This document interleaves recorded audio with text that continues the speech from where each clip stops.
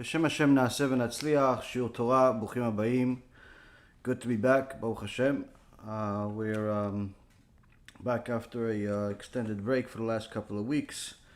As I told my son, really the only way to fight all of the tum'ah that's in the world is with more kedusha. So even though we needed much more time off to do other things, and really it wasn't much time off, with the exception of the not doing the shiurim. Not much has changed, as many of the people that are asking questions on a regular basis know. But Baruch Hashem, we're back. We're going to continue our series with the Chazon Ish, the HaShkafa, the Jewish HaShkafa. Tonight's shiur will be for Ilui Nishmat Neshama Shira Bat Miriam Olga, and also Marat Margarit Gumra Bat Esther. And Le'avdil will be for a Refuah Shlema for Rabbanit Levana Bat Sarah, Rabbanit Sarah Bat Levana, Rab Ephraim Ben Shulamit, David Ben Esriya, Doris Bat Jora, Stefan Ben Katarina, Yitro Ben Avraham, Talia Bat Sarah, Orit Bat Ilana, and also for a Atzlacha Rabba for Marsha Bat Julie, Ayla Bat Marsha, Samuel Ben Marsha, Alexander Ben Marsha, Shaul Ben Farzane, Yitro Ben Avraham, Oshri Ben Doris, Gabi Ben Doris, Elad Ben Doris, David Ben Esriya, and all of Al Yisrael. Oh, and also for Reuven Chaim Ben Pala Parel,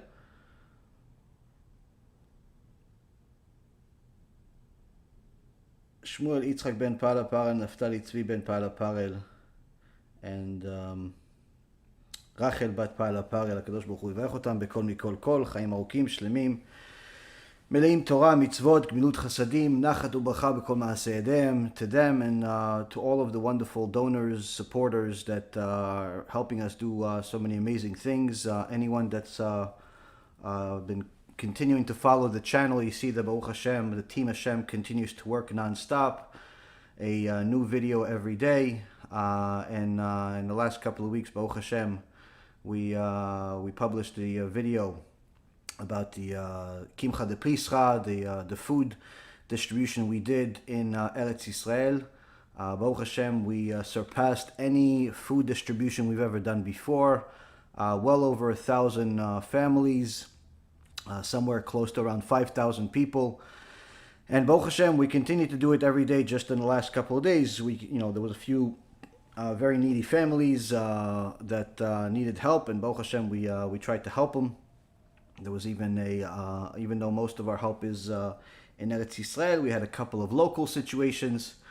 So Baruch Hashem, we're doing whatever we can when we can, and even when we can't, to help Am Yisrael both in the nefesh and the guf, both in the neshama, the soul, as well as the body.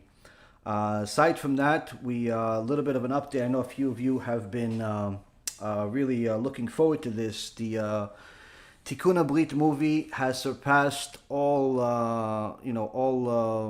metrics we've had, and I don't even think we've even began, because it's really taken the world by storm. I have countless yeshiva bachurim, avrechim, different Torah scholars, regular secular people, non-Jews, Jews, a few guys that were completely off the derech, that have done tshuva, complete tshuva in literally the last month and a half as a result of this Tikkun BeIT movie. I mean, I had several kids that literally were telling me that before they watched this movie, even though it only had, it has to do with the BeIT, but before they watched the movie, they got off the derech, they weren't keeping Shabbat, they weren't keeping anything, even though they grew up frum and they were doing everything, and then they left everything.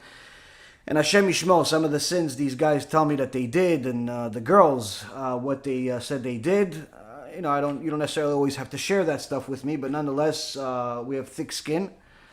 But the reason why they did is because they wanted to tell me where they came from and where they are right now. I mean, these guys and girls literally have done complete tshuva. They keep Shabbat now. The guy started learning Torah now.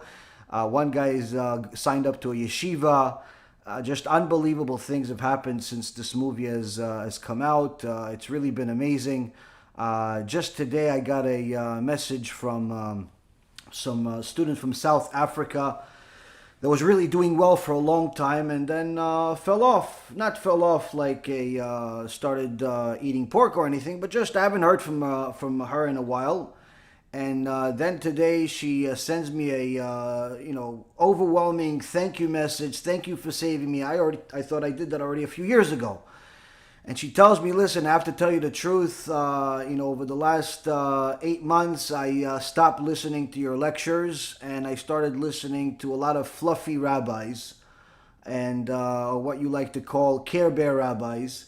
And before I knew it, I went from keeping the mitzvot, keeping everything, and I didn't even notice myself slipping to the point where my long dresses became short skirts, the sandals became open sandals, and all of the modesty that I learned went into the garbage. I stopped being involved in KIRUV. I stopped being involved in anything, and I thought that I was doing great. And then I saw the Tikkun HaBrit movie in the last couple of days, and I haven't stopped crying, asking HaShem for forgiveness to come back, to at least tell me to allow me to come back. And I'm throwing out all my clothes that I bought and this and that. And it's unbelievable what that movie is doing. Not just has done, it's doing right now as we speak. Because what people don't understand is that when you are serious about HaShem and when you do tshuva, there is no time off. Unfortunately, what we found out, not just from this story, but from countless other stories, is that sometimes people start off strong, they do tshuva, they change their life, and then they figure, oh, I'm done, I'm finished, I could just maybe start coasting, maybe listen to something a little bit more sparkly, a little bit more happy, a little bit more this, and a little bit more that, and before you know it, they come back to being chilonim, but with a kippah on this time. And they realize that their HaShkafa goes down the garbage, but by the time they realize it, they're already thousands and thousands of sins in. But Baruch Hashem, HaKadosh Baruch Hu, in His ultimate mercy, always welcomes us back, and everyone is welcome back to Hashem's house. But you need the constant fire. You need the constant fire to. I need the constant fire. Everybody needs the constant fire to do tshuva, to do the will of Hashem. Because as the Ramchal says, the Ramchal Rabbi Chaim Moshe Luzatu 300 plus years ago says that the heart desires to find leniencies. The heart desires to find leniencies. The heart is constantly looking for ways that we can cool off because the heart is the Yetzer Hara.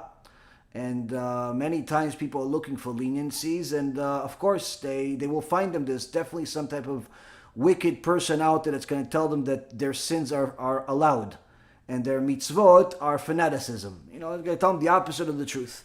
But Baruch Hashem, we continue to come out with more and more material to wake up Am Yisrael, to wake up the world, to wake up ourselves from our slumber. And I could tell you myself, if there's a day without MUSSAR, a day without learning or teaching the truth, I myself get weaker. Everybody gets weaker. It's just a reality of life.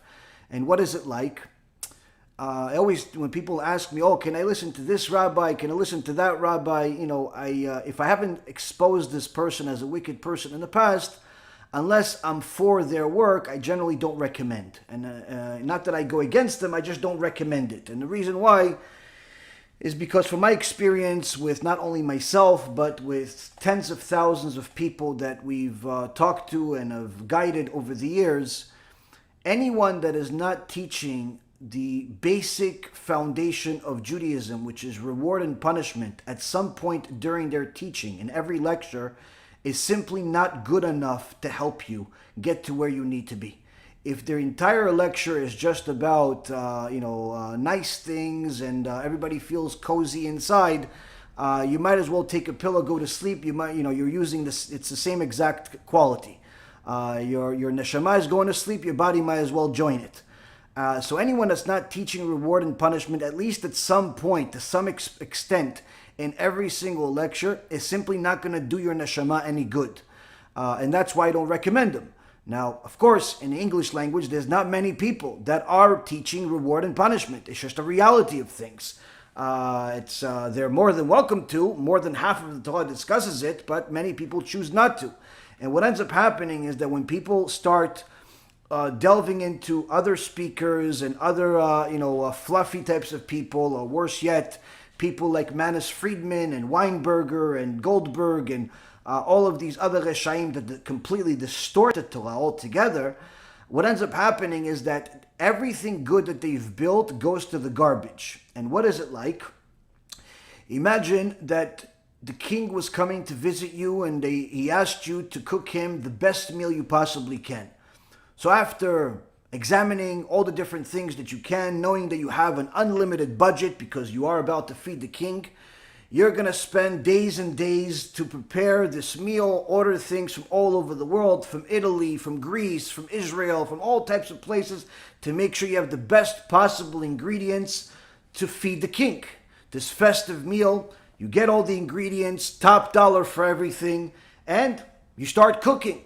And it's not one of those dishes that you make in 5 minutes, but rather one of those dishes that requires all night, like chulent, like chamin.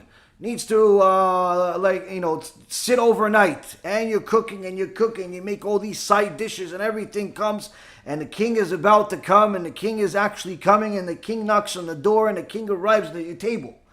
And you are about to give him the meal, and the king says, you know what, I'm going to have the meal on your balcony out there. It seems like it's a nice day outside. It's like, oh, your highness, I was hoping you'd say that. Enjoy the view while you eat this meal they prepared for you. And you're excited to feed the king because you know that if the king is happy with your meal, this means only good for you. And you've prepared the meal, you've tasted it a little bit, and you just seriously, you wish you were the king so you could eat the meal yourself. But you prepare the meal, all of the side dishes, and you want to put it on a single plate because you know that's what the king likes. He likes everything on one plate, so you got an extra large plate with a beautiful way that you've prepared everything, and you're preparing everything, and you're walking to the king with this beautiful, delicious meal. And as you're walking to the king, your long way there, or it seems long at least, seems to be something that you're excited for but nervous. What could go wrong? Nothing. I have the meal. I'm ready. I've prepared for weeks. But only moments before you give the meal to the king, a bird passes by and relieves itself with a few tricklets, a few droplets arriving as a seasoning on top of your meal. Now what are you going to tell the king? Well, your highness, I mean, it really is only a couple of drops. You can eat around it. Obviously you wouldn't dare. And the reason why is because you know that those few pieces of the worldly seasoning of the bird ruin the whole meal. This is what happens when you listen to fluffy speakers. This is what happens when you watch movies. This is what happens when you listen to forbidden music. This is what happens when you listen to curses. This is what happens when you listen to heresy. All of the Torah that you've learned your entire life, not just in the last few weeks, your entire life, all that beautiful Torah that you've learned, all of the good things that you've learned is now ruined in a second with the disgusting seasonings of heresy. Now, unlike the food that we have in our analogy, you can fix it without necessarily preparing a whole meal. It's just going to require a lot more Torah to completely remove all of the disgustingness that you've added to it. There is no way to have Kedusha and Tumah at the same time and remain Kadosh. There's no way that you can have holiness and impurity in the same place and still remain pure. If you have a little bit of impurity, as we've given in examples in recent lectures, that little bit of impurity, Rav Wasserman himself said in Ikvata, the Mashiach series that we have, that impurity ruins everything. And that's what happens when people delve into other things. Without realizing it, they become tameh. And all of the foundational teachings that they have become tameh, become impure. So I warn everybody all the time not to simply shop around for just anyone that's popular, for anyone that sounds good, for anyone a good speaker, but rather shop around for what's going to actually help your neshama get closer to HaKadosh Baruch Hu in the way that HaKadosh Baruch Hu wants, not in the way that's popular today. Because what's popular today, unfortunately, is not exactly the way of HaShem. Even the Chafetz Chaim said in a meeting among many of Gdolei Ador at his time, almost 100 years ago, that the onus is on the teachers to stop ruining the kids with their education and their miseducation. Because as he has seen with his own eyes, much of the education that the kids were getting even at that time was against the Torah, was more like the Enlightenment movement, the Zionists, the heretics, rather than it was Da'at Torah. And he warned everybody, and he told them, if I pushed my 100-year-old plus body to get to this meeting to tell you this message, you could at the very least listen to it and follow what I'm saying. And you see, Rabotai, the different movies and lectures that we make for the sake of the Torah, sometimes they may be scary, and quite frankly, most of the time, there's some parts of it that are scary, and the more you understand Torah, the more scary they are. The reality is, that is what our neshama needs. Everybody knows that every road has a stop sign. Every road has warning signs. Why? It's constant warnings to make sure that you don't get yourself even remotely close to danger. The same thing goes with the Torah, and that's why every single parasha in the Torah has different warning messages for us to make sure that we do not even entertain the thought of going in the ways of sins. But unfortunately, many people do because they either don't learn hard enough or they simply don't think that the Torah is serious enough, and they get themselves into trouble that's very hard to fix. One of the things that we've done with this movie is to make sure that we're publicizing it a lot more than ever before. And one of the things we just completed, Baruch Hashem, this is not in the store yet, but BeEzrat Hashem will be in the store in the next couple of days. We have, for all of the people that have been waiting to help us publicize this movie, we're doing obviously our job on the internet. We have already over a few 100,000 views on the movie. In different channels, the Spanish channel, the Portuguese channel, the English channel, all of we have the movies in 8 different languages right now. French, Portuguese, German, Spanish, we have English, Hebrew, Baruch Hashem, quite a few languages, Turkish, Indonesian. So I mean, it's for all walks of life, but we also have Russian and Korean coming up. But anyone that wants to watch the movie in different language, just go to the appropriate channel that we have, a Korean channel or Indonesian channel or a Spanish or Portuguese channel, and you'll see the movie over there, and you'll see how many views they're getting in those different channels. Baruch Hashem, I think the Portuguese channel has over 100,000 views, or the Spanish channel, or both. The English channel has a few 100,000 views. So I mean, this movie is getting out there, and people are sending messages with tears of how it's saving their life, how it's changing their perspective on life. Now, to do a little bit more field work on the field, we have to obviously get the message out there with hard copies. We just came out with our new cards. There's 2 different types of cards. One is a card that's a big card that you could give out yourself. This is a nice card that has the QR code. One unique thing that we have in this card is that it has both blockbuster movies that we have, both the Tikkun HaBrit movie and the HaShem Took Back His Millions movie. And when you go to the QR code, it's a unique QR code that has both movies. Very cool feature. Baruch Hashem, B'siyat Lishmaya, we had it made. And of course, the new website, tikkunabrit.org website, you give this to people. This will be included in our KIRUV packages as well, but this is something that each and every single person needs to get a few thousand of and distribute everywhere they possibly can. Now, this is one option. Second option is the smaller card. Smaller card is the postcard. This postcard is double printed. One side has the Tikkun HaBrit with the QR code, and the other side already has our address and the QR code, and you could simply write the address of wherever you want it to go. Of course, you have to put a stamp there, and you can mail it out to different friends, family, and you can remain anonymous if you'd like. But the point is that you get this in front of people. You could help quite a few people do tshuva. Next, we have, Baruch Hashem, we have a mouse pad for anyone that wants to get a mouse pad. This will be there also. I didn't order many of these because I didn't know how many of you guys want a mouse pad, but it's a pretty cool mouse pad, just to remind ourselves of it. And last but not least, I thought of this. I don't know how it's going to work. I've done it. It's kind of pretty cool for me because everybody drives to different places. I don't drive as much now as I used to, but nonetheless, people drive all over the place.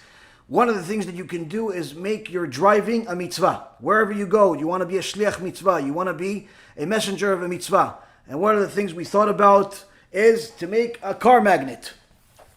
Car magnet, you put this on your door. You get 1, 2 of them, 3 of them, whatever you want to get. Put it on your doors. Everybody's going to pass by you, is going to be interested. What is this thing that you have on your door? Perhaps look at the QR code.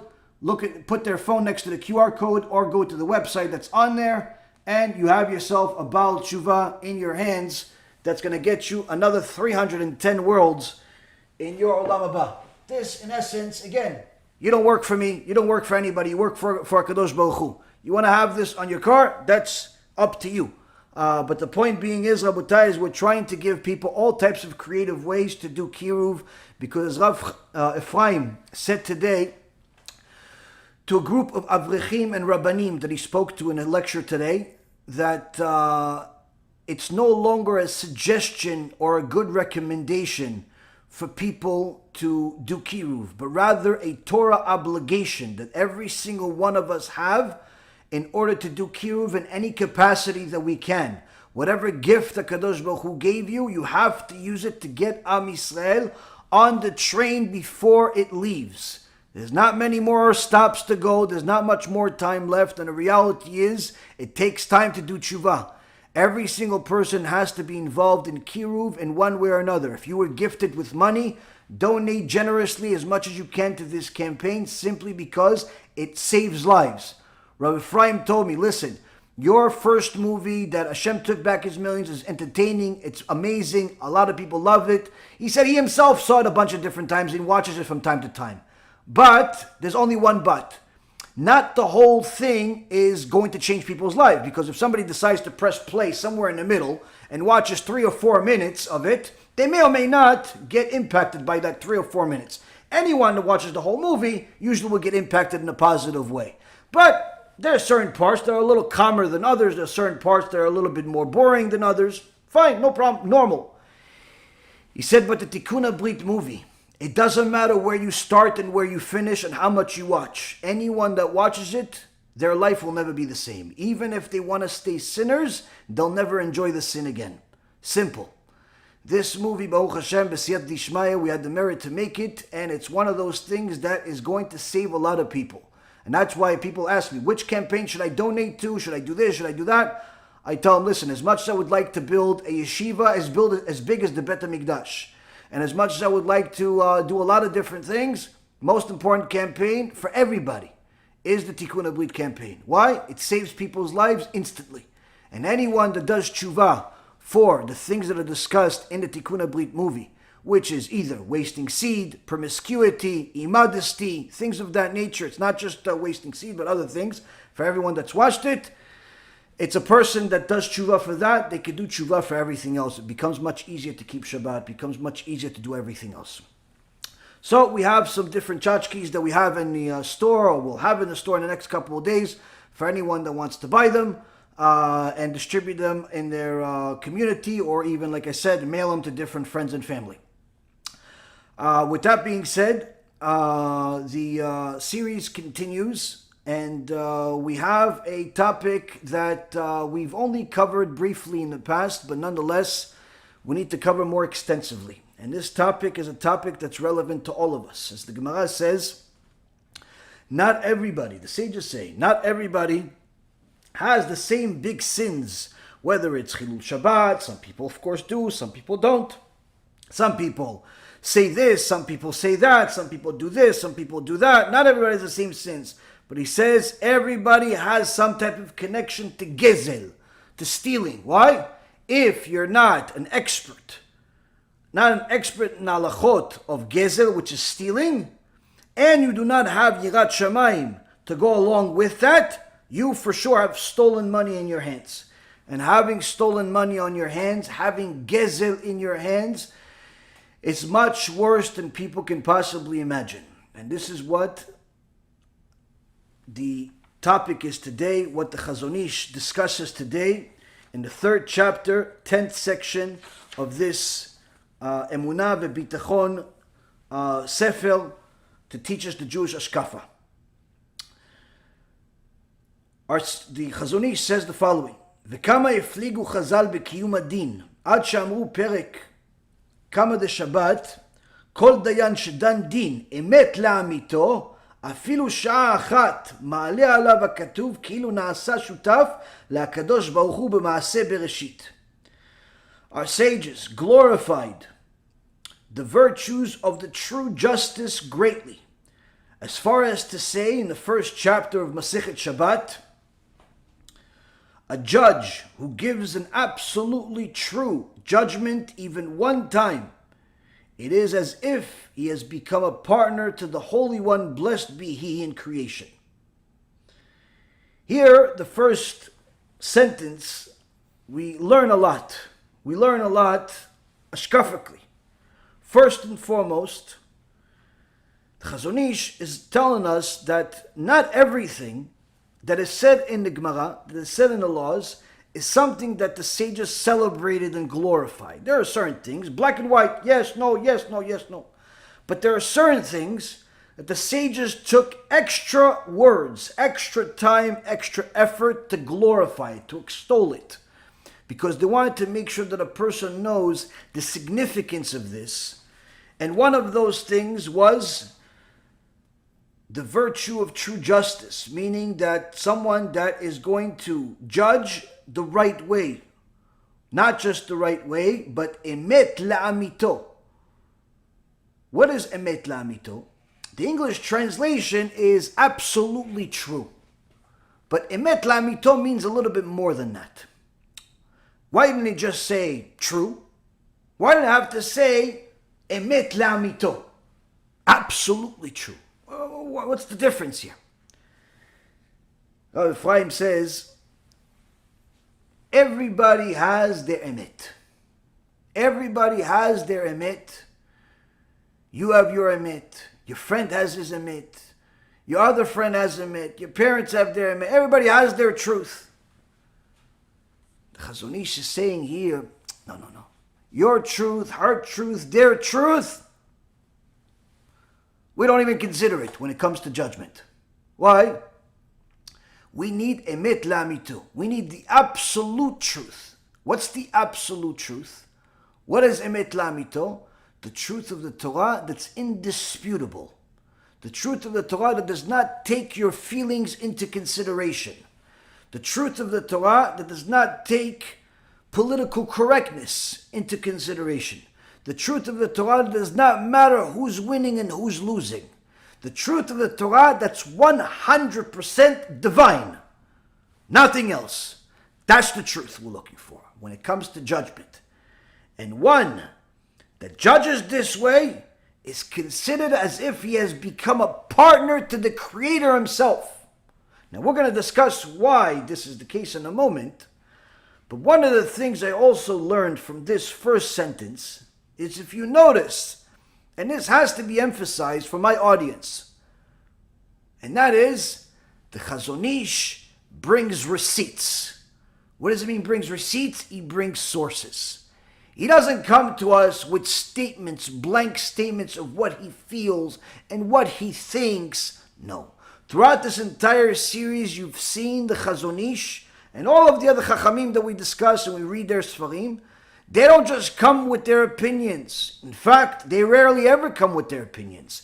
They come with receipts. They come with sources. They tell you this is based on Gemara, Masechet Shabbat.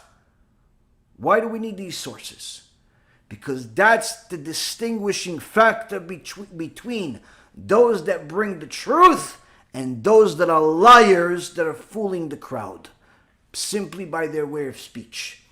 If you look at all of the liars that we've discussed in the past and will discuss in the future, every single one of them has a common denominator. They generally do not bring sources, and when they bring sources and you compare what they say to the source, they're two different things, which in essence means they didn't bring the sources, they're just relying on the public, not double checking the sources. But what the Chazon Ish does, what the Chachamim do, is they constantly bring sources. Why? They want you to know this comes from Mount Sinai. This is indisputable. This is the emet. And that's the difference that you will always see between people that speak the truth and people that are liars. The ones that are liars will simply tell you, yeah, it's written in a holy book somewhere. Where somewhere? Which holy books? You know, there's millions of holy books in Judaism, literally millions. If you started reading today, 24 hours a day, 7 days a week, no rest, no bathroom, no eating, no drinking, for 1,000,000 years, you still wouldn't finish. Which holy books? Which Chacham said? Oh yeah, the Rabbi says it, the Baal Shem Tov says it. Where do they say it? What's their source? Where did you get this from? You're never going to find it. Why? It doesn't exist. But unfortunately, people fall for traps all the time. Just like, unfortunately, people are falling for the trap of these Reshaim from this missionary organization, One for Israel. We recently published a video against them highlighting the truthful story of how they had a meeting with Rabbi Daniel Asol, and after they lost the argument with him, they started becoming aggressive with him physically. And they came out with a video against us. You will not believe this. Yaron Reuven, a famous Israeli rabbi with an extensive base of followers on social media and millions of video views online, released a video a few weeks ago in which he claims that Moti and I were trying to beat up another rabbi, Daniel Asor, and trying to break his bones. And why? Because he refuted us in a debate. Watch this. He met with the top two most dangerous missionaries in Israel, probably in the world today, saying that the story is a lie. It's they got confirmation from Rabbi Daniel Asor that it's a lie, and they spoke to me, and I still didn't want to change my mind. Literally one lie after another. But if you look at their audience, they all believe them, even though they did not provide a single proof for anything that they said. People simply buy their lies blindly, without double checking a single thing. They said they spoke to me. People believe them. What did actually really happen? They sent me 2 emails threatening me. That's what happened. And they sent me a letter and a mail. All of which we ignored completely and will continue to ignore. Why? We don't talk to Reshaim. You want to sue me? I'll see you in court. But, Baruch Hashem, the United States of America has freedom of speech. We're allowed to say the truth about the wicked people. It's not like the communist government of Israel, modern day Israel, run by communists, where if you say a single thing that's wrong, they can put you in jail. Baruch Hashem, we have freedom of speech in America. So we're not worried about the things that we say. But nonetheless, they threatened me, asked me to publicly apologize, make videos publicly apologizing, spend money advertising it, all types of nonsense. It's a laughable thing, but nonetheless, they sent me an email. They called that they talked to me. Usually talking is a two-way street. Second thing is, they said that they have a proof that Daniel Asor said that it's not a true story. Babkis. They didn't show any emails. They didn't show anything in writing. They didn't show nothing. And in fact, if push comes to shove, we have a whole lot more proofs. What's the proof? We spoke to Daniel Asor. We spoke to him not only in the past, we spoke to him recently. We have verifiable proof recorded that the story is true and it's exactly as we said it. But the point being is, these Reshaim have a bunch of blind followers that will continue to follow them right into Gehenom, following them with no verification, automatically believing the Reshaim and canceling out those that are trying to be tzaddikim. Automatically. And that's why a few people told me, listen, why don't you come out with a response video? I don't need to come up with a response video every time a dog barks. We know what the truth is. We publicized it. If they want to advertise my truth, let them do it. Why not? You know how many more people came to our channel over the last couple of weeks since they came out with this video? Or the last week, since they came out with this video, they're spending a fortune on this video. They got 100,000 hits or so on it or something like that on their video, and a bunch of these morons are making comments on our video, but some of them are staying behind and actually starting to learn the truth. And some of them told me, listen, I see some of the other videos, you're making me rethink my whole religion. Yishtabach Shimolad. So if they want to advertise us, let them advertise us. But the point being is that we see the common denominator of what happens with the wicked people. They say they have sources, but they don't. They say they have proofs, but they don't. And sometimes they don't even say they have those, but people simply assume that this so-called respectable person is telling the truth. And the naive people believe the liars. Or sometimes the liars believe the liars, because their followers are liars themselves, preaching Christianity themselves, living Christianity themselves. Therefore, it's easy for the liar to believe the liar. But nonetheless, we would like to help everybody that is willing to hear the truth, and everyone is welcome. And everything that we say is verifiable, documented, with no questions asked. If I was ever proven wrong in any way, I've stated it publicly. We have no qualms about saying that we're wrong. But in this particular case, people automatically, even Jewish people that were not even pro-missionary, automatically believe these wicked people. Automatically. Oh, Rabbi, listen, they're saying things. They said the story's not true. Maybe you should take down the video. Why did you assume that they're telling the truth and I'm a liar? Why did you assume that? Oh, I don't know. They said it's not true. Oh, so you believe them, the missionary, the heretic, the idol worshiper, over someone that keeps Shabbat and teaches the public the truth for free. That's what you believe? Oh, I never thought about it that way. Exactly, you never thought. You never thought. Rabotai Karim, I have no business telling lies. Why? I don't get anything out of it other than headaches. I don't get anything out of anything that I do other than getting headaches. Simple. If we're telling you something, you can assure I have proofs for it. Now, the Reshaim will constantly tell you otherwise. Why? Because our truth changes people.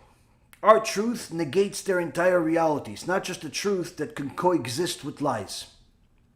And one of the things that's required for the truth is that you have to bring sources, because you have to tell people this is from Mount Sinai. And that's what the Chazon Ish does over here. He tells us, listen, this virtue of justice is extolled, is celebrated, is glorified by the sages, and he gives you a simple proof. Gemara Masechet Shabbat in the first chapter. Why is this important? Because he wants you to know how critical the sages that were able to resurrect the dead, the sages that literally, the Torah that we have in the world today is only due to them, how great they saw the judgment being truthful, how great this was in their eyes. Why is this so great? Why has somebody become a partner with the Creator himself by being a judge with absolutely true judgment? Chachamim say, for the judgment that's done according to the Torah ensures the existence of the world. As it is said in the first chapter of Pirkei Avot, he brings us another source. The world stands on three things: on justice, on truth, and on peace. Here he brings us to Pirkei Avot, and for those that have not watched our series about Pirkei Avot, right now is the time to do it. This is a time between Pesach and Shavuot that people learn Pirkei Avot, but many people just simply read the Mishnayot in Pirkei Avot without understanding a single thing or understanding everything superficially. Anyone that wants to give themselves a gift of a lifetime should study the series, one lecture after another, and you'll be able to change your life. Literally, it's a series that's like no other. 173 lectures or so, 176 lectures. Each one is between 2 to 3 hours, completely different than the one before it. And BeEzrat HaShem, one day we'll turn it all into books, But nonetheless, for now, you have it available to you for free, or if you want to get it on the app or the website or the YouTube, it's all for free. If you want to get it on a USB, you could order it from the website. But the point being is that this is a series that is literally 400 hours of sages teaching you what the truth is supposed to be as far as how you're supposed to view the world, how you're supposed to fix yourself. Literally, it doesn't matter where you came from. You came from a secular background, frum background, a Hasidic background, a Christian background, Chabad background, whatever background you have. You learn this, your HaShkafa is going to be in line with what HaShem says. Now the Chazon Ish says, in the first chapter of Pirkei Avot, we learn something extraordinary. What is this extraordinary teachings? That HaKadosh Baruch Hu built this world, and three things are necessary for this world to continue to exist: the din, the emet, and the shalom. These are the three most important things. Of course, the first one being the din, the judgment, justice. Why the justice? Now, we have quite a few important books, but perhaps one of the most important books that the Jewish people have is the tool Choshen Mishpat. Because this tells us how justice is supposed to be practiced. How justice is supposed to be practiced. And not just justice like, oh, listen, if you violate Shabbat, you should... No. Justice in your day-to-day life. The tool was written by Rabbi Yaakov Baal HaTurim. And then this Choshen Mishpat was then implemented into the Shulchan Aruch.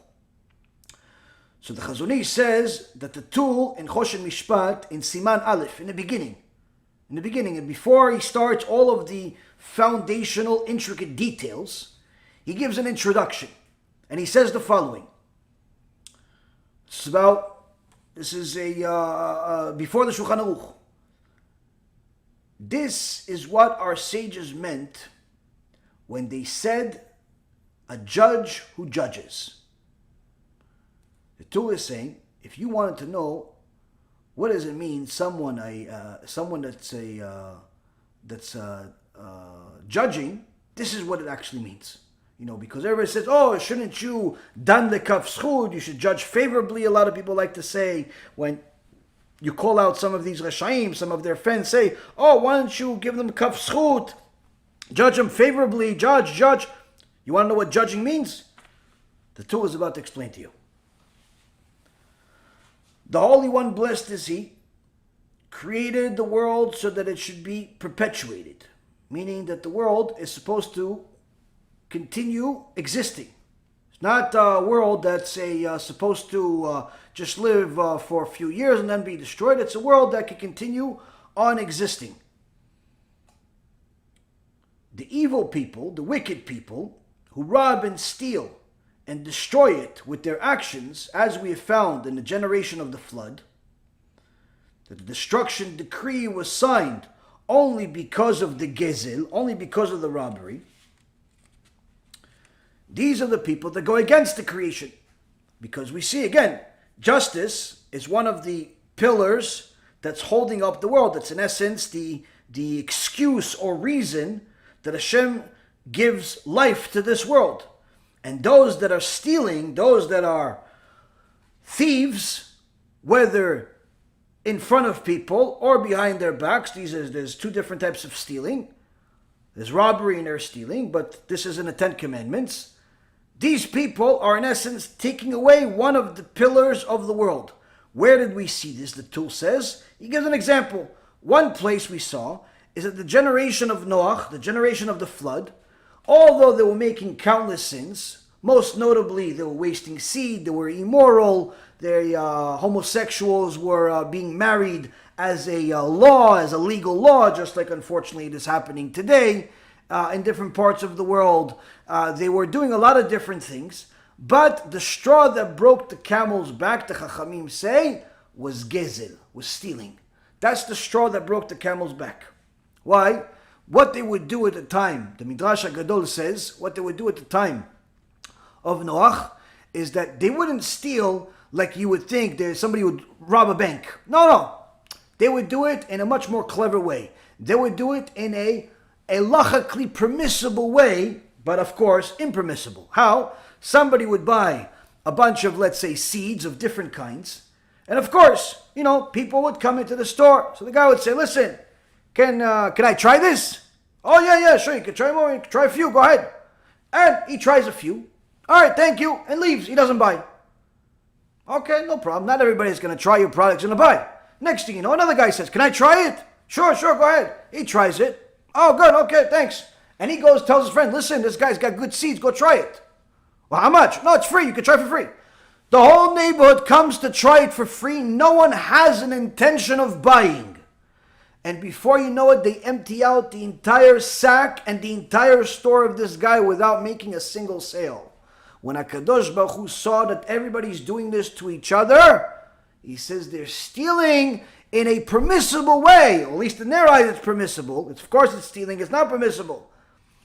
That's it. HaKadosh Baruch Hu says this world has no right to exist. This world has no right to exist. Not only were they sinning against me with their immorality, with their promiscuity, with their disgusting behavior, but now they're hurting each other. This world has lost its right to exist because there is no justice in this world. So the Tool says we saw this in a generation of the flood, and that was the last straw. That brought the destruction decree that was signed in Shamayim, that HaKadosh Baruch Hu decided to destroy the entire world and only leave Noach, his family, and a couple of other people, Sichon and Og. Now, from this we see that a judge who breaks the arms of the wicked, takes their loot from them, and returns it to the rightful owners, ensures the existence of the world, and brings about the completion of the Creator's will, who created the world so that it should exist. It is then as if he becomes a partner to the Holy One, blessed be he in creation. Here in this second section, also we want to delve into it. The Tool is saying, a judge, you may view him as aggressive. Why? He sees this guy is a thief, break his arms, break his legs, and take his loot. Take the loot. Why? He stole this from everybody else. He stole this stuff from other people. It doesn't belong to him. He stole it from the US government. He stole it from the Canadian government. He stole it from the English government. He stole it from the company he works for. He stole it from the traders, customers, and so on. Take it. And if you have to break his legs in the process, by all means. That judge, he says, that's practicing the law of HaKadosh Baruch Hu is a partner. Is a partner with HaKadosh Baruch Hu. Why? Because his judgment, although you may view it as harmful, although you may view it as aggressive, that judgment gives the world a right to exist, because if it wasn't for this judge, HaKadosh Baruch Hu would destroy the entire world. Now, interestingly enough, this is not the way the world actually works, though. But one thing that I did notice from here is that many of us live in a world where stealing is around us, whether we like it or not, especially if you do business. If you do business, it's pretty much become normal. And people have become practically desensitized and numb to seeing other people stealing. In fact, many people celebrate stealing. The guy steals from his customers, charging them too much commission, or selling them a refurbished product as new. So he's charging them the new price. Let's say it's $1,000, but in reality his product is refurbished. It's worth half the price. Even if though it's the same product, it's refurbished. It's not worth the same amount. The employees that know this refurbished product is being sold as new, they don't say a single thing. Why? I gotta make a living is their excuse. They work for the company. They work for the company. The partners that see that he just bought everything off of some stolen truck and sells it to people, they don't say nothing. Hey, listen, I didn't do it. I just got here to make a living. Got to feed my family. Everybody's got an excuse. All the guys that work and the girls that work at these awful predatory businesses, this cash advance businesses, when they see the lectures that we made about it to show how illegal this business is both according to the Torah as well as the law. And eventually they're all going to go to jail. But nonetheless, even if they don't go to jail in this world, for sure they're going to go to a permanent jail in Shamayim for being involved in a cash advance business. When I talk to some of these people, if they're not people of truth, where I say, listen, Rabbi, where can I find a job that without a degree, without any experience, I can make $10,000, $20,000, $30,000 a month? I said, yeah, but you're stealing that money from your customers. You're giving them money that they can never pay back because of the egregious percentage of interest that you're charging them. Listen, Rabbi, if they don't want it, they don't have to borrow. Oh, that's what you think? That's your argument? That's what you're going to say in Shamayim? I didn't force them to borrow. Sure, you didn't force them to borrow. But the fact that you're offering them conditions that they either do not understand or they're too desperate to evaluate correctly does not make your business permissible according to the Torah. Every single dollar that you're making from this cash advance business, you're going to have to suffer severely, both in this world and the next. Because it's all GEZEL, it's all stolen money. Or the guys that come to me, oh, listen, Rabbi, you said in an election that you're not allowed to gamble. But poker is between me and my friends. I'm not stealing from them. We all agree to the rules. Or poker or this game is between me and a casino. They're there to get the money just as much as I'm there to get the money. I'm not stealing. 100% stealing. According to the Torah, it's considered stolen money.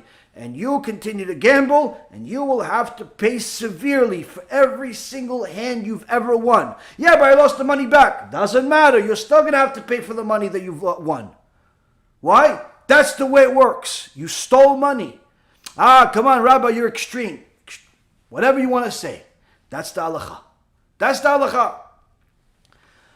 All types of businesses. Rabotai, you get involved with different businesses. People every single day tell me different stories of what they're dealing with. Co-workers or themselves are involved in all types of things. And I'm telling you, Rabotai, I don't think there's a person out there that doesn't have blood on his hands, which is stolen money. In the last year with this whole COVID situation, do you know how many people stole money from the government? Do you know how many people stole money from the government? Oh yeah, I'm not working.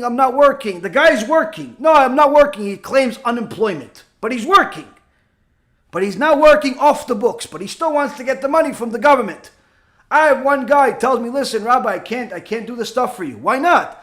All my employees left. What do you mean they all left? They don't want to come back. They're making more money from unemployment and working off the books somewhere else than working regular jobs. Rabotai, if you're working and still collecting unemployment, you stole money. You have a very serious problem. Because you have to lie in the application. If you didn't have to lie, if they just told you, listen, we're just going to send you money because there's COVID-19, you're not allowed to leave your house, that's different. Allowed to keep the money. But if you lied on the application and you told them I'm not working, when in reality you're working a full-time job, then you, my friend, have stolen money in your hands. You have a very, very serious problem. All types of people did all types of things during this COVID-19. They'd order a bunch of goods from China in order to sell it to people. What happened? As soon as it didn't sell, because either it was this, it was too late, it was too expensive to do that, what do? They shut down the company, they moved the goods from one warehouse to another warehouse and told the company in China, the company in Pakistan, the company in whatever company, listen, we bankrupt, we don't have the money. But they have the money, they have the goods. Stolen money. Stolen money, Rabotai. All types of things. Literally, you have blood all over the world, not just by the Jewish people, society at large, stealing non-stop. Stealing non-stop. And everyone will have to pay for it at some point or another. Why? There is justice that runs the world. If this continues, HaKadosh Baruch Hu will have to destroy the world. So it's either the justice has to be delivered, or Hashem has to destroy the world. And I don't think Hashem is going to destroy the world, since he already said he's not. At least not with a flood. So now, Rabotai Yekarim, interestingly enough, society has started tolerating stealing, not just in the last year, but in the last several decades, it's become normal to steal. They gave it all types of names. People started calling stealing hustling. No, I'm just hustling. What in reality does it mean he's hustling? He's just robbing Peter to pay Paul because he thinks that Peter has too much money and Paul needs it, so he's going to do a few things and a little bit of commission in the middle. My own Rav Ephraim told me, he goes, listen, you don't understand. To have a kosher organization where the money goes to tzedakah, you don't understand what you have in your hands. I said, well, what? Tzedakah, what's the big deal? I know people steal and so on. He goes, you don't understand. He says, I've been in this world for a long time, and I have teachers that have been in this world for even longer. He says, it's easier to win the grand prize in the lotto in America. The grand prize in the lotto in America. What do you say? 2, 3, 4, $500 million over there? He says, it's easier to win the lotto than to find a single charity in the world that's 100% tzedakah. I said, okay, yeah, they take some money, maybe 90%. He goes, yeah, good luck with that one. So why not? He says, it's become standard practice. Standard practice, and this we heard directly from Rav Gidon ben Moshe, the head rabbi of Jerusalem, the head rabbi of Yoru Mishpatecha Kolel. He's an extraordinary, world-renowned Talmid Chacham, and Dayan, and so on. It's become standard practice for people to take massive commissions on money that they raise for kollels and yeshivot and so on, to the point where they raise, for every $1,000 that you donate, they take between 46 and 49% of the money. I thought it was 10-15%, and that was already stealing. Rav Gidon ben Moshe says anything above 5% is stealing, 5% commission. I knew some people were taking 10-15%. When I met them, they asked me, do you want us to work for you? I said, no, what do you charge? They said 50. I said, I'm sorry, I'm not going to pay you 15% to raise money for us. I'd rather not raise any money than give you 15%. People are donating money, so the money goes to not to pay you. So we didn't do it. But I knew that 15% existed. It's become now, because it's so hard to raise money, standard practice for people to charge literally almost half the money that people are donating is going to the pockets of the people that are raising the money, which is ridiculous. In the brokerage business, in the securities business, stock market business, if you charge on a trade, you give them an idea of a lifetime. You give them the best thing in the world. If it's a public company already, you charge more than 4%, you have a very serious problem. Most people charge half that or less. If you're bringing the company public and you do this, and that, maybe you can get 10%. Maybe. These people in the so-called yeshiva world that are raising money for the yeshivot and they pretend to be good and all this stuff, literally many of them are taking as much as half the money that you're donating. You donated $10,000 of your hard-earned money to the yeshiva in Eretz Yisrael, forget about the $10,000. $5,000 went to the yeshiva. You donated $5,000, $10,000, $20,000 to some major tzedakah that has Rav Kanievsky's face on it or some other big tzaddik's face on it. You think, oh, $10,000 is going to help all these families. Good luck with that one. Why? Almost half the money goes to pay other people, and who knows what happens with the other half. That's just the reality, Rabotai. Stealing has become standard practice around the world. I remember when I was in the business world, one guy that was in it for longer than I am, we were talking business one time, and this was relatively early in my career after I made my first $1 million. And I haven't seen this guy in a long time, and he says to me, what are you making? What do you do? What is this? The 20 questions people ask you when they see you. He said, how come you make good money, but how come you make so little with what you have? I said, what do you mean? I'm making a great living. What's wrong? He says, I make double what you're making with less than 10% of what you have. So how is that possible? You're stealing from your customers. You're taking all the money. There's not going to be any money left to invest for the customers. He said, listen, this is how we do it. He used the expression I'll never forget. You're burning your license's lifetime. That was his expression. Meaning, in his mind, the license to invest for people was a license to steal, and it was temporary. And in his case, it was. He eventually got disbarred from the industry, but nonetheless, for doing wrong things.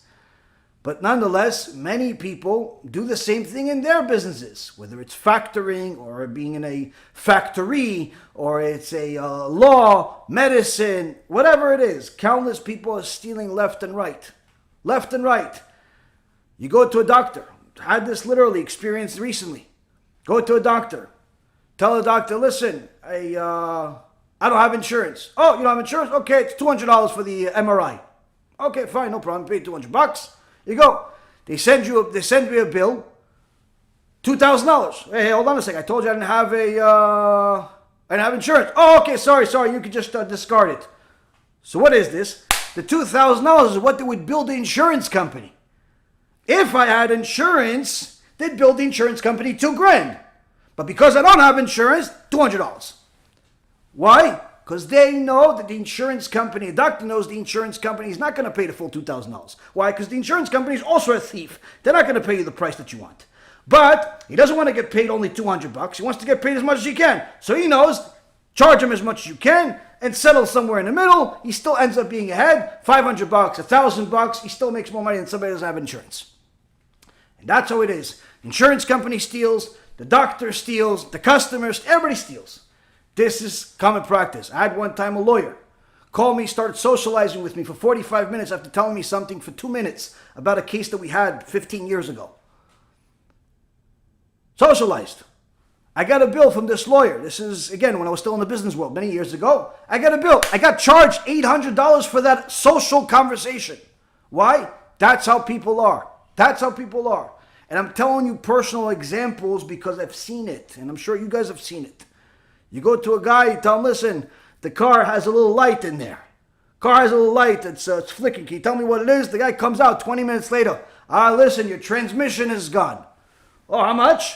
$15,000, $10,000, $5,000. You're like, wow, I don't know, maybe I should get a new car. Listen, I could do it for you for $2,000. How did we just go from $10,000 to $2,000? Why could he just take this whole big thing on himself? How could he lower the price by 80%? You know how? Because in reality, it's not a transmission problem. In reality, it's a little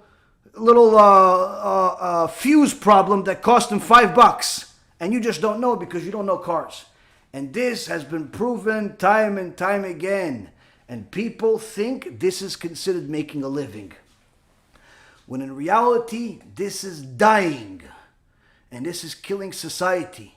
Hence the reason of why the expression loot that used to mean stolen property in the process of war has turned into a synonymous expression for money. How much loot you have? How much loot do you have? Maybe some of you younger people may not know that expression, but loot means money to most people. In reality, if you look at a dictionary, loot means stolen property, especially stolen from the enemy after a war. Because today people view anybody that has money in their pocket as an adversary, as an enemy, and they're there to take his money. That's just the way the world works. And you see it on Wall Street, you see it on Main Street, you see it in the pharmacy, you see it in the government, you see it everywhere. Why is it everywhere? Why is this epidemic of stealing everywhere? Because the laws of stealing are being judged by man instead of by God himself. And there lies the problem, Rabotai. Avraham Avinu, the Chazon Ish, brings the two who mentions this. Avraham Avinu, in the book of Genesis, chapter 18, verse 19, was acknowledged by HaShem and was called my beloved by him, only due to the fact that he walked the path of justice and taught his sons to follow the path as well. If you look at the book of Genesis, chapter 18, verse 19, HaKadosh Baruch Hu says, for I have loved him, talking about Avraham Avinu. For I have loved him. Why did he love Avraham Avinu? Did he love him because Avraham was really smart? Did he love him because Avraham was very rich? Did he love him because, what? Because maybe he brought his son to become the Akedah? For I loved him because he commands his children and his household after him that they keep the way of HaShem, doing charity and justice, in order that HaShem might then bring upon Avraham that which he had spoken to him. See here, the Tur says, look at this proof. It doesn't get better than this. HaKadosh Baruch Hu says, I love Avraham. Why do I love Avraham? Because Avraham brought the justice. He brought the laws of the Torah to his family. Then the tool brings another source. In the book of Exodus, also chapter 18, verse 19, not a coincidence. Moshe Rabbeinu, the ultimate prophet, took Yitro's advice about judgment to appoint judges who will warn people and teach them the law. And Hashem agreed with him. If you look at Sefer Shemot, chapter 18, verse 19, you see that Yitro talks to Moshe and says the following: heed my voice, I shall advise you, and may God be with you. Meaning, don't just listen to me, go ask God for permission. See that what I'm saying is true. What did he say? You be a representative to God, and you convey the matters to God. What matters? You shall caution them regarding the decrees and the teachings, and you shall make known to them the path in which they should go and the deeds that they should do. And you shall discern among the entire people men of accomplishment, God-fearing people, men of truth, people who despise money, and you shall appoint them over the people as leaders of thousands, leaders of hundreds, leaders of 50s, and leaders of tens. Here, Yitro sees that Moshe Rabbeinu is judging the people by himself. He says, Moshe, there's a better way to do it by having a court system, having different people judge for different cases. But for sure, you have to teach these other judges the justice system that you have that's in accordance to God. And Moshe Rabbeinu doesn't think, wait a minute, I'm the one that spoke to God. This guy, Yitro, he spoke to a bunch of idols his whole life. He doesn't care where the truth came from. It came from Yitro that has been mistaken in every single thing he ever did in his life until this point. It's still true. I'm going to go ask God, is this what you want me to do? Hashem says, Emet. And Moshe Rabbeinu doesn't think twice. If this is the truth, doesn't matter where it came from.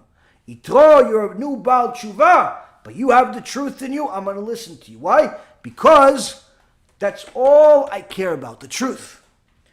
And Moshe Rabbeinu, the ultimate prophet, took Yitro's advice about judgment. Then after that, Rabotai, the tool brings Yeshua ben Nun. Yeshua ben Nun, who was the leader of Am Yisrael, the Gdol Hador after Moshe Rabbeinu.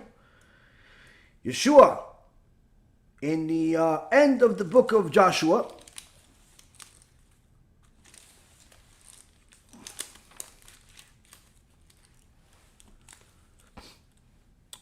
after he made the covenant with Am Yisrael, he finished his speech with the mention of justice, saying, and Yeshua made a covenant with the people that day, and he laid down law and justice in Shechem. So the full pasuk says in chapter 24 of the book of Joshua, verse 25.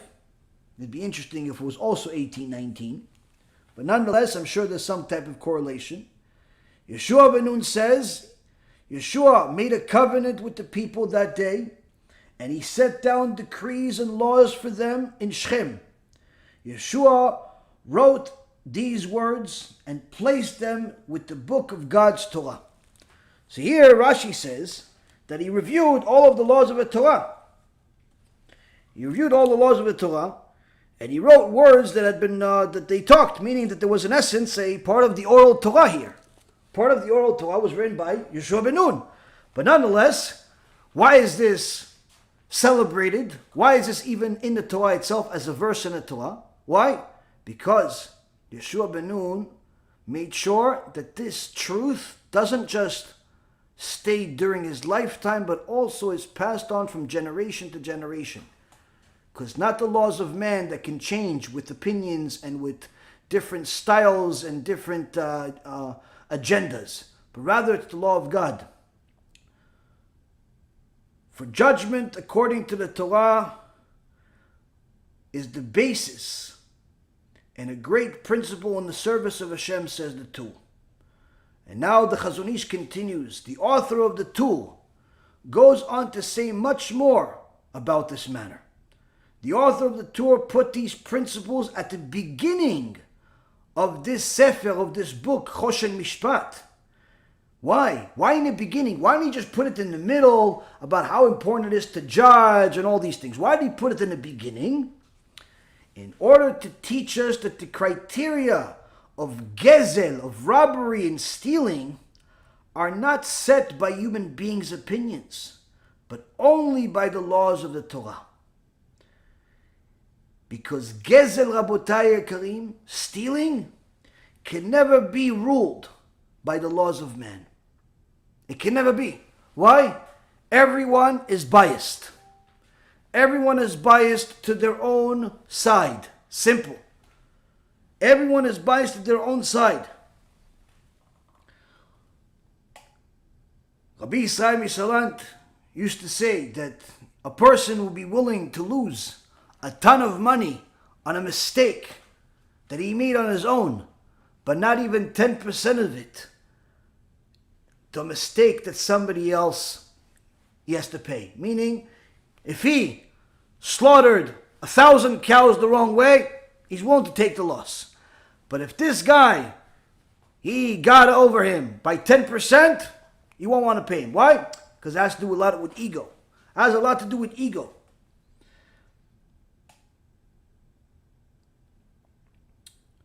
Chazon Ish continues and says, anything that is against the law is stealing. Even if it doesn't seem so to people who are viewing it subjectively.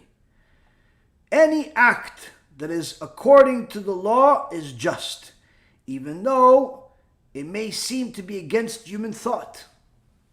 As Rabbi Yisrael Misalant says, the Chazon Ish quotes, as Rabbi Yisrael Misalant said in his letter, anything that does not belong to one according to the law is stolen property, is 100% GEZEL, of which the Torah speaks in its prohibitions against stealing.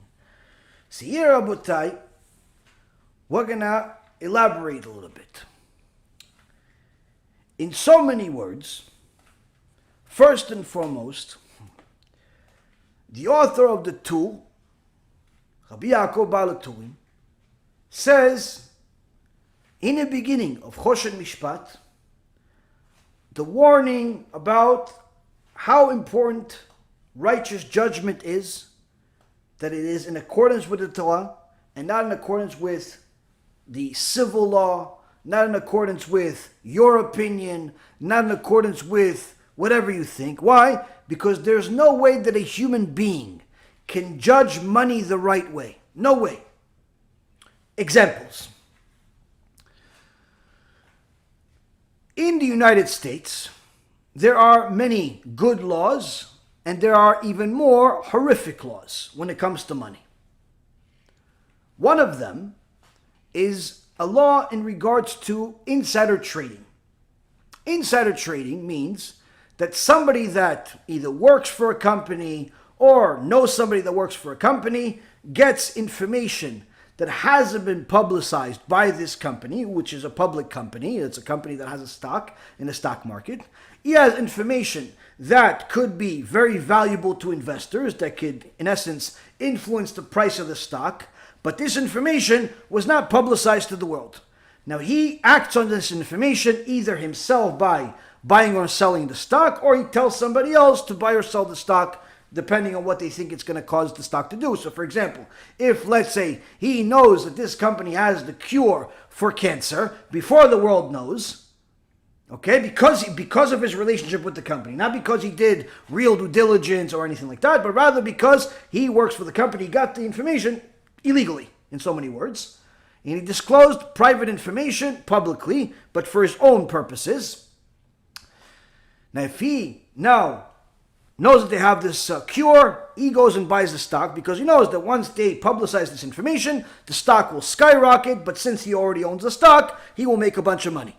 This is called insider trading.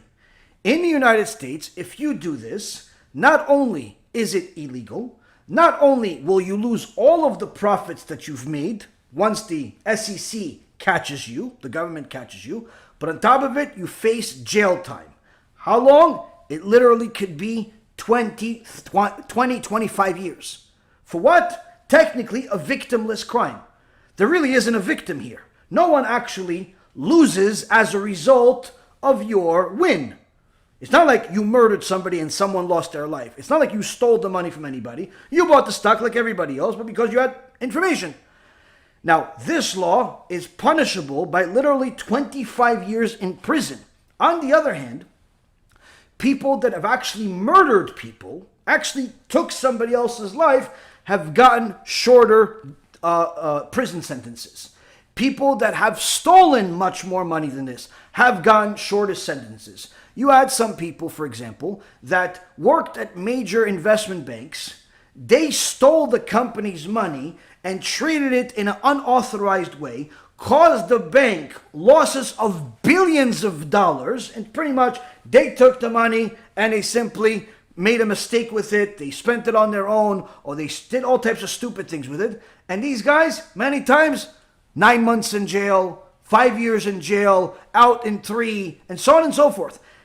The other guy that took, let's say, $200,000, $300,000 and made $1 million out of it, chump change in comparison to the other guy, gets 25 years in jail. This obviously doesn't make any sense, especially when you consider the law, the same exact law in other countries, like Japan, where it's not only legal to have insider trading, if you don't have it, you don't trade. That's how it is. So you see how the law here is ridiculous, where they treat murderers in a more favorable way than somebody that made a victimless crime. Now, if you did the same exact thing in a business relationship, that's a private business. For example, you had a friend that had a company, and you know what, this friend really wanted to get out of this company, and he had all types of issues and so on, and you know that even though the company, let's say, is worth $10 million, he's willing to sell it for $5 million. He's willing to sell it for $5 million, but nobody else knows. You just know because you're his friend. Really not such a good friend, but nonetheless, so what do? You tell a couple of your friends, listen, this guy says his company's worth $10 million, and it is, but I know a few things, we can get it for $5 million. Now, you acting on that information, you buy a $10 million company with $5 million, technically is not so different than insider trading. But because it's a private company, it's perfectly legal. Same thing with a house. If you know that somebody you know is a grandfather of a friend of yours, has a house he doesn't want, and your friend says, listen, before this house goes on the market, if you want, house going to go on the market for $1.5 million, but if you want, before he goes on the market, you want to pay $1 million for it, I'll get him to sell it to you. You can save yourself $500,000. Technically, the same exact thing as insider information, but perfectly legal. Perfectly legal. Now again, I'm not saying that insider trading is necessarily a ethical thing to do or something that should be permissible, but you see here that there is a hypocrisy in the civil law, the law that's made by man. Now, furthermore, you'll see that when it comes to insider trading, it's in the US, in the United States, same government, it's 100% legal for politicians to use insider information for their own personal benefits. Again, it's 100% legal, or at the very least it was legal when I was still in the business some years ago, not that long ago. 100% legal for politicians in Congress to use insider information that they are privy to, especially since they're politicians, for their own personal benefits. Hence the reason that they don't mind leaving their $200,000-$300,000 job in a law firm to become a politician that makes half of that. They don't mind taking that big cut. Why? Because you see that over that 5, 10, 20-year time frame that they're politicians, their net worth skyrockets. How could it skyrocket? You're only making $100,000, $150,000 a year. Even if you didn't eat, and you didn't drink, and you didn't have to pay a mortgage, and you didn't have to pay rent, and you didn't have to pay anything, and you kept every penny of your salary of $150,000 a year for the last 10 years, maximum you have is $1.5 million. And let's say you invested it wisely. Let's say you got $5 million. Let's say, in reality, not possible, but let's say you did. How did your net worth go from $300,000-$400,000 to $50 or $100 million? How? That's how. They all take advantage of insider information that is illegal for you and I, but for themselves. 100% legal. And I know this for a fact. There's a whole book called IOUSA that I read many years ago, and many other books that were written about this topic. But nonetheless, that's the reality. That's the reality. So you see here again, civil law, when it comes to money, can never be judged the right way by human beings. Can never be. If you have an argument with your friend, or you have two friends that are arguing, now, one guy says he's right. The other guy says he's right. He took this, he says that. What are you going to judge it on? You're going to judge it based on the information they both tell you, plus how you feel about both of them and how it affects you. Why? Because that's just the reality. If you know one guy stole $5 million from the other guy. Now the guy that he stole it from has hundreds of millions of dollars. That automatically, as a human being, steers your judgment. Why? Because if this guy's got billions of dollars and the other guy only has $5 million, even though he's the one that stole, automatically you're thinking, listen, the billionaire could afford it. This guy's just starting out, poor guy. Automatically your judgment is a little bit blurry.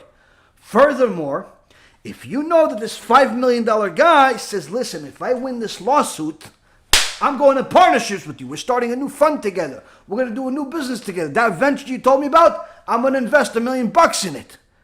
Now, if you're the judge and the guy that got stolen from doesn't know that you're going to benefit out of this, surely this is going to steer you in a certain way. Why? Laws of money cannot be judged the right way by people. Cannot.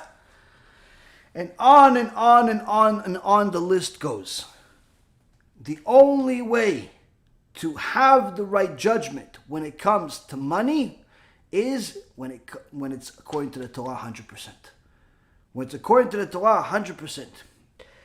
Because Rabotai Karim, people simply do not see the obligation in themselves.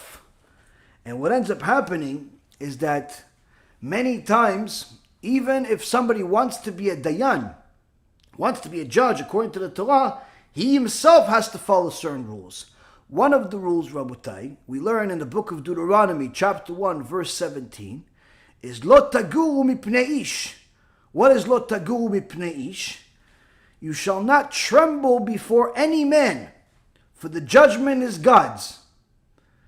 This is an halacha from the Torah that a dayan, a judge, is forbidden from judging anyone that he's scared of.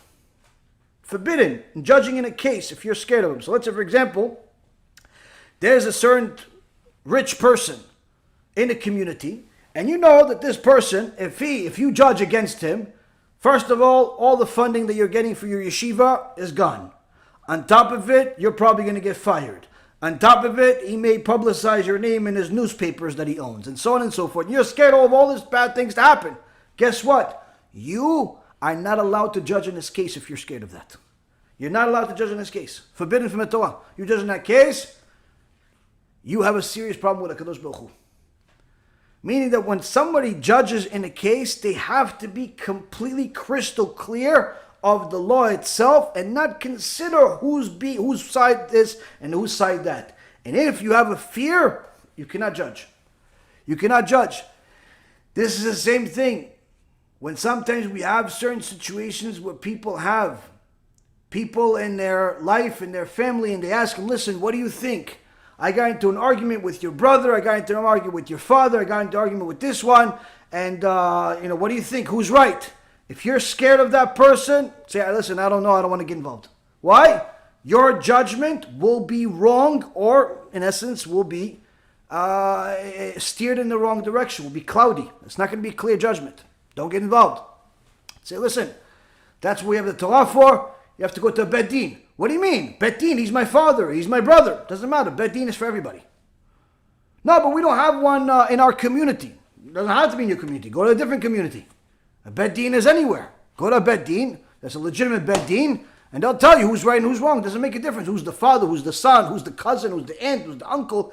Take the person to the bet din. It's a mitzvah from the Torah. If you don't do it, you, my friend, will have stolen money in your hands. That's what people don't understand. And the reality is, Rabotai Karim, is that people, because of their emotions, whether it's fear or it's inconvenience or all types of things, will end up having stolen money in their hands. And we're going to get to that in a second of what this means. We're going to get to the second what that actually means, Rabotai. Why did the Chazon Ish finish up with a quote from Rabbi Yisrael Misalan saying that any money that doesn't belong to a person according to the Torah is 100% stolen? What does it mean? Okay, so what? It's stolen. What, HaShem is going to slap me in the face? What does it mean I got stolen money on my hands? What does it mean? Let's just get into it now. What does it mean I have stolen money in my hands? What does it mean? I get genom, I get kafakela, I get slapped in the face. What does it mean to have GEZEL in my hand? What does it mean?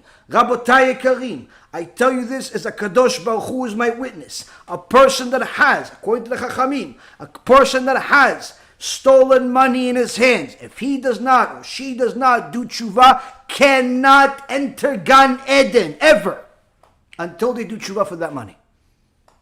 Doesn't matter if they keep Shabbat. Doesn't matter if they give tzedakah until their nose bleeds. Doesn't matter if they're married to the biggest tzaddik or tzaddikah in a generation. Doesn't make a difference. A person with stolen money cannot enter Gan Eden. Shows up to Gan Eden because they have all these mitzvot.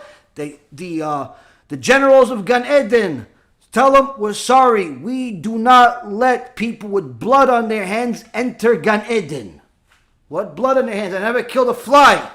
You have blood on your hands. You have stolen money in your hands. Okay, but I'm in Gan Eden. What can I do about it? You have to come back to the world as a reincarnation. HaShem Yishmor Yatzil. You have to come back as a reincarnation. And Chachamim say that a reincarnation is a bigger suffering to the neshama than even Gehenom is. Why? Because there's more risk. There's more risk. You have to live a whole new lifetime with all new desires and all new mistakes just to fix this $5 that you have stolen, just to fix this $500 that you've stolen, just to fix the $5,000 that you've stolen. You have to live another 50, 60, 70, 80, 90 years full of desires, full of mistakes, full of wasting seed possibilities, full of promiscuity in the world, full of filth in the world and garbage in the world. You have to do the whole thing all over again because you needed the $5,000, you idiot. Do you know how much you're going to cry tears of blood for the money that you stole? No, but I got a leniency from the rabbi. He's going to be reincarnated with you. And he will probably never go to Gan Eden, even after the reincarnation. For all of the other people, he's misled because you're not the only one that he's misled. You, my friend, have no chance in the world, doesn't matter what you do, of entering Gan Eden as long as you have stolen money in your hands. That's what the law is. That's why the Chazon Ish is crying. He's telling you, Rabotai Karim, if you have stolen money, start paying it back immediately. If you have it, start paying back immediately. You don't know how long you're going to be in this world. Yeah, but it's tough, but it's this, tough shmuff. Don't mess with HaKadosh Baruch Hu's law. Why? HaKadosh Baruch Hu says, if there's no justice, there's no world. If there's no justice, there's no world. I cannot emphasize this enough. People steal for a living with literally traditional professions. They steal from their customers. They steal from their partners. They steal from their spouses. They steal from their kids. They steal from the government. They steal from all types of organizations. literally, stealing has become normal in the world, both the Jewish and the non-Jewish world, both the religious and the non-religious world. Stealing has become normal. And I'm telling you, as a Kadosh Baruch Hu is my witness, a Kadosh Baruch Hu will punish every single person severely for every penny that they've ever stolen. Why? That's his entire world standing on that justice. If he doesn't punish a person for stealing, that person is desecrating the Torah in front of all the tzaddikim, and HaKadosh Baruch Hu does nothing about it. No chance in the world. No chance in the world. And people think that HaKadosh Baruch Hu forgets because he doesn't punish right away. The Baal Shem Tov says he one time went to visit one of his Talmidim at his horse ranch. And he told him, my dear Talmid, I want to buy a horse. And he says, Kvod Harav, anything you want. Anything you want, you don't have to buy it. He said, no, I'm going to pay for it. Because we know everything that's free, Sitra Achra has control of it. I'll pay for it. Okay, Kvod Harav, no problem. Which horse do you want? The Baal Shem Tov looks around at many, many horses. And he sees one horse and he says, that one. And as he completes the word, that one, the guy starts crying, goes, no, Kvod Harav, I was hoping not that one. He goes, but that's the one that I want. You said anything that I want. He says, but I have hundreds of horses. Take any one. How about this? I'll give you 2, 3 for the price of that one. Same thing. No, I want that one. He says, Kvod Harav, that's the best horse I have. This is the only horse that I've ever seen in my life that I don't have to tell him to work. All day he works. He doesn't want to stop working. He gets mad when he starts working. The other horses, I got to push him to work. I got to get them to work. Any chance I can convince the rabbi to pick another horse? The Baal Shem Tov HaKadosh says to him, my dear Talmid, I want this horse. He says, okay, Kvod Harav, it's yours. He says, you promised me his. They exchange the money. You promised me it's mine. He says, Kvod Harav, my word, it's your horse. The Baal Shem Tov then says to his Talmid, he says, since we're already talking, I wanted to ask you something. You know such and such that used to live down the road from you, a few miles down the road? He says, yeah, Kvod Harav was a very dear friend of mine, 25 years. He says, yeah, he was a good guy. He goes, who's the best? He goes, any chance that he stole some money from you? He goes, no, chas v'shalom, he never stole anything from me. He says, think about it. He ever stole any money from you?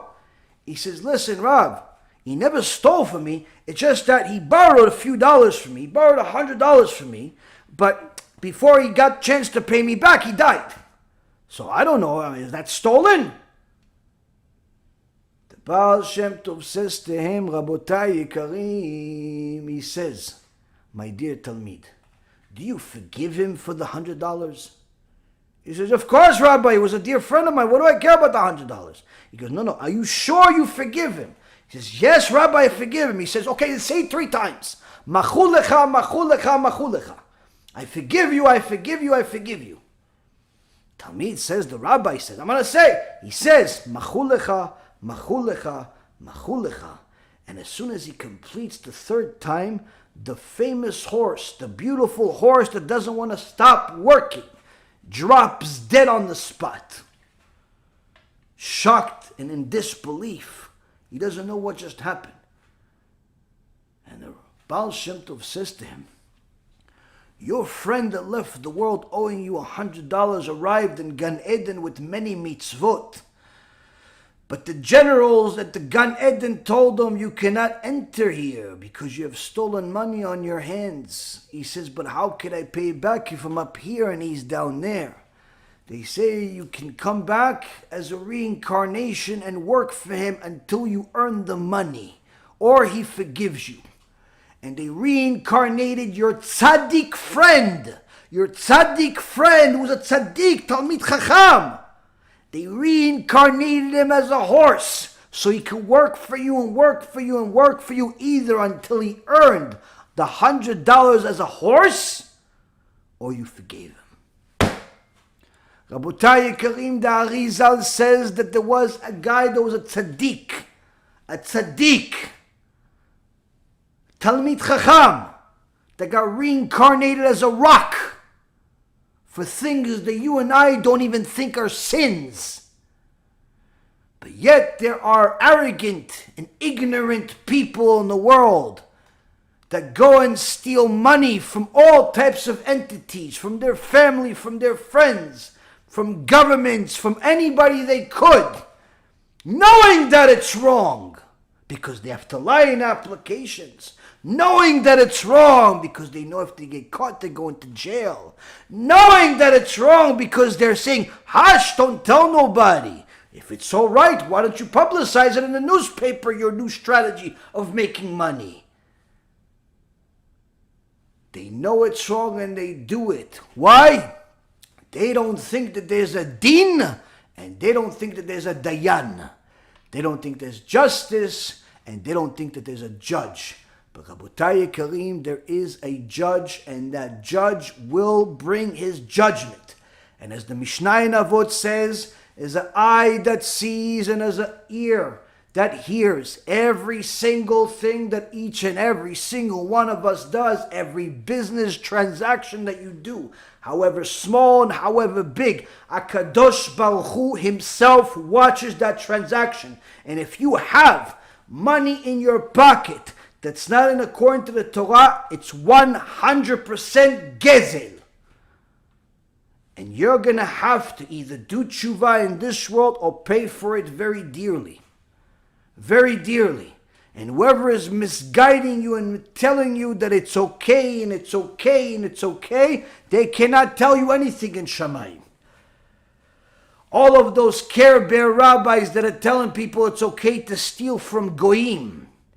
All of those Care Bear rabbis that are telling people it's okay to steal from governments. Collecting welfare checks when you're really middle class to upper class. All of those people that are telling you it's okay to take advantage of people that don't see and don't this and don't that, every single one of them will have to pay the judgment, but that's not going to absolve you if you have stolen money in your hands. Rabotai Karim, stolen money is very easy to get. And in order to run away from stolen money, a person has to have the deepest sense of emet in himself. Deepest sense of emet. Why? It's enticing. You got money in front of you. You figure, listen, if I take this, I'll give it back and I'll donate this, and you can justify it 1,500 times to justify your stolen money. 1,500 times, you have 1,500 excuses for every dollar that you stole. But that, Rabotai, is the problem. As the Ramchal says, the heart has a special desire to find leniencies in order to make sins. And you, my dear friend, if you do not have the fear of the Almighty, you will have a load of stolen money in your accounts that you've already spent and forgot about, and you have no idea how to get yourself out of this hole. But you can get yourself out of the hole.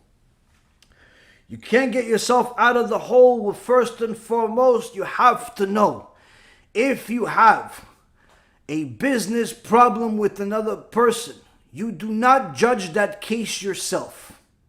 You do not judge that case yourself. Why? We see in this week's parasha, Parashat Metzorah, Parashat Tazria, double parasha week, they tell the Kohen that he's the one that has to go and look at the people and see what kind of afflictions they have, stains they have on their house, or on their bodies and their hair and their beard and so on, to determine whether they have the spiritual disease called tzarat. But, Rabotai, the Mishnah says in Masechet Negaim, second Perek, Mishnah number 5, a person can see all of the afflictions except the afflictions of himself. A person can see all of the afflictions except the afflictions of himself, meaning that the Kohen The Kohen is allowed to see all the stains on your body, all the stains on your house, all the stains everywhere else, except on his own. If he sees in his own arm, he's got a stain, just like what you have. You had tzaraat, you had coronavirus, he sees the same thing on himself, he's not allowed to judge himself. What? He has to bring somebody else. Tell me, is this it? Why? Why? Mishnah says in the name of Rabbi Meir, En adam ro'eh negay atzmo. A person does not see the afflictions in himself. As it says in Masechet Shabbat and in other places, En adam ro'eh chova le'atzmo. In so many words, both things mean the same thing. A person does not see the flaws in himself, the afflictions in himself, not allowed to judge himself. Can't say I'm right on this because it makes sense to me. Listen, they're not paying me the right way, so the fact that I took this extra money by, misbilling them, or by clocking in even though I wasn't working, by doing this, by doing that, in essence, you stole company money. It's not so bad because they really owe me the money, because I worked this and I worked that. You cannot judge it. You have to have the Torah judge it for you. Why? You're never going to see yourself as wrong. Even the Kohen is not allowed to judge himself. The Kohen is a tzaddik. Even he is not allowed to judge himself. And comes Rabbi Meir Baranes and says he cannot even judge his family and close people. And therefore he could cancel out all of the nedarim, all of the swears of everybody else, except the ones of himself and the people that are close to him. Why? Because the people that are close to him, his wife, his parents, people that are close to him, they're just like him. He's never going to see his parents as wrong in public. He's never going to see his brother, his sister, his wife in wrong in public. Why? Because if he knows, listen, the wife just made a mistake, she owes this company $5 million. He knows that $5 million is coming from both their bank accounts. He's not going to say, yeah, my wife is wrong, she really owes you the money. Never. Never. Same thing with his parents. No, I'm not going to do it to my parents. No one is going to testify against their own parents, unless it's to their own best interest, which obviously that means they have a very serious problem with a different mitzvah, kibud avayim. But the point being, Rabotai, that's why you cannot be a judge of yourself. You have to go to a bet din. You have to have the Torah judge what the truth is by providing all the information. Why? You're never going to see an error in yourself. You're never going to see an error in yourself, Rabotai. That's why even the Kohen, in this week's parasha, the Kohen teaches us that he cannot judge himself. He can judge the entire land. He can judge literally every single Jew in the world. But he cannot judge himself. Cannot judge himself. So first and foremost, a person needs to know that not to judge themselves, but rather go to a Rav, Talmid Chacham, a Bet Din. You have a case with somebody else, you go to a Bet Din. You go to a rabbi, you do what you have to do to get this squared out according to the Torah itself. That's number one. Number two, don't start looking at everybody else's mistakes before you look at yourself. Why? Comes the Baal Shem Tov, the father of Chassidut, and says this pasuk in Parashat Tazria that says that the Kohen cannot check himself, which the Mishnah says that En Adam ro'eh negay atzmo, that a person can, because a person cannot see the afflictions in himself, can also be understood that a person only sees, because he doesn't see the afflictions in himself. What does it mean? He's blind? No, he only sees the afflictions in other people. He sees the sins in other people. But in reality, the one that only sees the sins in other people, the Baal Shem Tov HaKadosh says in Bereshit, Parashat Bereshit commentary, he says that person we learn from that person from Masechet Kiddushin, page 70a, that person is telling us something about himself. What about himself? Since he only sees the wrong in everybody else, since he only sees the afflictions in everyone else, he never says I'm wrong. He never says I did. He only says he, she, they're all wrong. They're all this, they're all that. Kol hapusel bemumo pasul. Person that sees others, they're all canceled. They're all wrong. He himself is the canceled one, meaning that he sees everybody's wrongdoing because he's familiar with it, because he himself is doing it. You see, Rabotai Yekirim, it's very important. When you have MUSSAR from Chassidut, you have MUSSAR from the Baalei MUSSAR, you have the Halacha from the Poskim like the Chazon Ish and the Tur and the Shulchan Aruch, all come in one pie. It's beautiful, it's perfect, it's emet. It all coincides. When you have clowns coming saying, no, but that's not the way we learn in Chassidut, and that's not the way we learn in Halacha. No, Chabad. If it's emet, every part of the 70 facets of the Torah will come together and it'll be a perfectly beautiful diamond with the inscription of HaKadosh Baruch Hu's signature saying emet. Saying emet. Every facet of the diamond will say the same thing. It's emet. When a person only sees the wrong in others but nothing in himself, that means that he himself is wrong. He himself has afflictions. It's not that he doesn't have afflictions. It's that he's too busy looking at everybody else and not in himself because it's familiar to him. And it's very important for a person to reflect. But again, we go back to rule number 1. You can't judge yourself. So you can't judge yourself, but don't spend your day judging other people because you can't judge yourself. What do you have to do? You have to have a Rav. You have to have a Rav that's going to tell you the truth, and you have to go to a Bet Din, and you have to have the Dayanim, and you have to know what the truth is and stick to it no matter how much it burns. No matter how much it burns, Rabotai Yekirim. Now if a person has stolen money, if he has the money, he has to pay it back as soon as he possibly can. If he doesn't have the money, then he should already start doing the other parts of the tshuva, which is obviously to say, I'm sorry to HaKadosh Baruch Hu, and start a payment plan to pay the money back. Now, if the entity that he stole the money from is a person, he has to return the money to it. Now, if that's going to cause him embarrassment, then let it cause him embarrassment. That embarrassment is part of his or her tshuva. Sometimes people don't want to return the money even if they have it because they're afraid of being embarrassed. That embarrassment is part of your tshuva. It's a necessary part of your tshuva. Just like when someone said Lashon Hara, when someone said bad things, Kadosh Baruch Hu gave him tzarat. And when the Kohen Gadol, when the Kohen saw that this person has tzarat, what did he say? Tameh, Tameh, out loud. Everybody screamed, Tameh, Tameh. It brought a lot of embarrassment that this person had tzarat. Yeah, that's part of the tshuva. Having that embarrassment was part of the tshuva. Now, if a person simply can't do it, then he can return the money, but he can return it anonymously. Take an envelope, put the money in there, leave it in a place where only that person will get it. Don't just leave it in some random mailbox and hope that it's going to get to him. No, you have to make sure that they get it.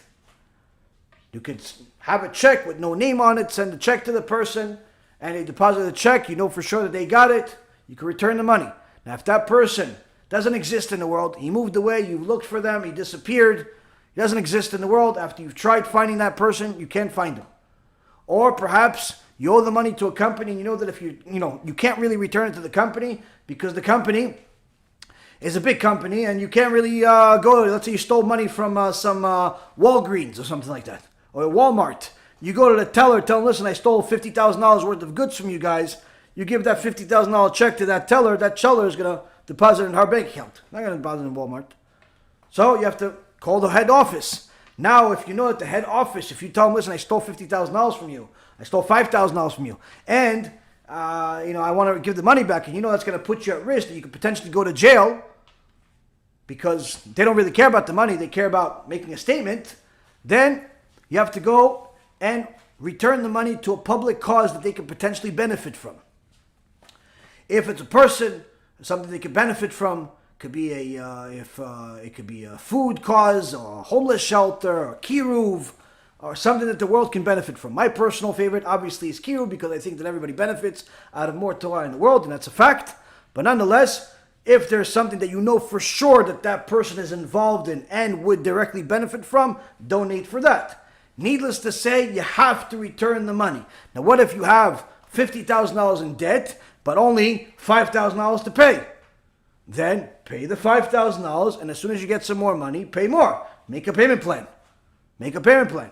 Some people that have heard some of my shiurim from the past about GEZEL and inquired about it, literally they started making payment plans of a few $100s every month, every few months, whenever their budget is, some more, some less, to start paying off this GEZEL because the people or the entities they stole it from are long gone 20 years ago. They can't return it. They're bankrupt. They're gone. So they're using that money for their sake to donate for KIRUV in order to help people learn more Torah, and BeEzrat HaShem HaKadosh Baruch Hu will designate this money to go to those people's merits. But nonetheless, Rabotai Yekarim, whether you donate the money or you give it directly to the person, if you can give it directly to the person, that's always preferable. But if you can't because it puts you at risk or something like that, then you have to do whatever you can to return the money as soon as possible. You don't want to leave this world with stolen money in your hands. Now, if you're worried about, how I'm going to have the money, this, that, the other thing, HaKadosh Baruch Hu sees those that love Him and He pays them cash. And I've seen with my own eyes people that have taken tshuva seriously. HaKadosh Baruch Hu made many miracles for them and increased their parnasah, increased their ability to make money, gave more opportunities, and they were able to have a lot more in their life. But the people that have stolen money, we already know from Shlomo HaMelech and from other chachamim in the Torah, other tzaddikim in the Torah, people that have stolen money, people that lend money with interest, people that do these types of business are guaranteed to go and suffer for those sins, and even more so, they'll even lose their money. They'll lose all of their money in this world. And many times you see people celebrating a lot of money. They're buying cars, they're buying houses, they're doing all these different things. It looks like they're winning. They're in their 20s, they're in their 30s, they're in their 40s. Looks like the guy's got it made. He's got a house, he's got kids, he's got a vacation, he's got this, he's got that. 50 years old hits, 55 years old hits. All of a sudden, wife leaves him, kids are overdose, money starts getting lost, IRS audits, all types of problems. Within no time, the guy loses everything. People that think you can't lose money simply are fools. They're lying to themselves. Just in the past 2 weeks, there was a very well-known investor who made a fortune. Meaning he's not a stupid guy. He turned $200 million that he made working in the hedge fund business to over $20 billion in less than 10 years, which is beyond extraordinary. Doesn't matter what you start with. To turn $200 to $2 million is ridiculous. That's what happened. He turned $200 million. He already had a lot of money, and he turned it to over $20 billion in the last 8 years. Now, this is unbelievable, right? Well, Rabotai, he donated money. Everybody thought he was a good guy. Donates money, charitable, and so on and so forth. He lost all of the money that he has, meaning all $20 billion in 1 day 2 weeks ago. In 1 day. In 1 day. What do you think? That's because he made a mistake? What do you think? That's because the market went against him? Anyone that thinks that is a heretic. HaKadosh Baruch Hu pays cash to his haters to their face. Pays cash to their haters to their face, but also, that cash doesn't last forever. The cash doesn't last forever. Rabotai Yekarim, plenty of people have lost their fortunes. When they thought they were winning, they thought they were doing great. They were 20, 30, 40 years old. What's the big deal? And a person doesn't understand what's waiting for him in this world or the next. People take these sins for granted. They don't think it's a big deal, and they steal in their businesses. They steal from their customers. They cheat people. There's no chance in the world that HaKadosh Baruch Hu is going to let that go. Anyone that says HaKadosh Baruch Hu is a vatran, that he's going to let go of these things, will get an extra punishment for his chutzpah, for such a thing. I tell you this because I know for sure that many people in the world today, including people that watch me, have blood on their hands without even realizing it was blood until they watched the lecture today. And that's what the Chazon Ish is crying about. He says the judgment being just, being emet when it comes to business is the foundation of the world. If you are not just when it comes to money, you're not going to be just when it comes to anything else. You could look like a religious person. You could even be a religious person. You could be generous. You could be nice. You could be a lot of things. But nothing is going to help you. In the day of judgment in Shamayim, and they see that you have stolen money that you knew about on your account. And don't claim, oh, I was ignorant, I didn't know, the rabbi told me. No. Everybody knows, betoch tocho, inside themselves, whether they have stolen money. Everybody knows. Everybody knows, Rabotai. Everybody knows. It's very important for a person to be clean and be realistic with themselves. Make sure you evaluate, make sure you do what's right, and I promise you, you'll see many, many blessings in your life. We learned it from this week's parasha, that each and every single one of us has to do tshuva. Each and every single one of us can use this teachings to reflect, to see what kind of obligation we each have, and start applying it in our day-to-day life, in our learning, in our teaching, in our giving, in our behavior in day-to-day. And BeEzrat HaShem, each and every single one of us will succeed in a very, very big way. BeEzrat HaShem. Baruch Adonai Le'olam. Amen ve'amen.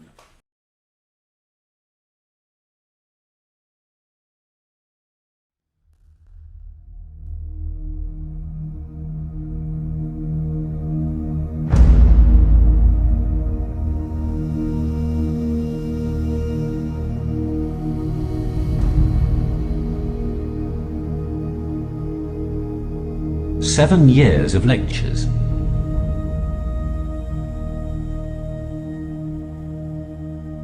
Seven months of film editing.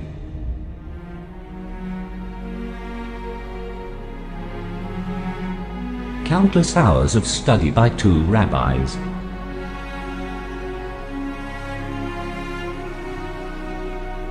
Information we received over 3,000 years ago. All for this moment.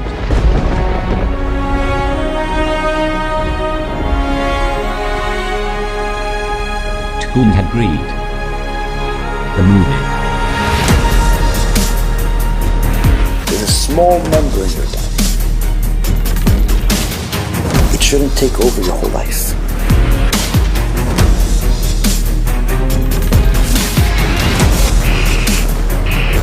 If you satiate it,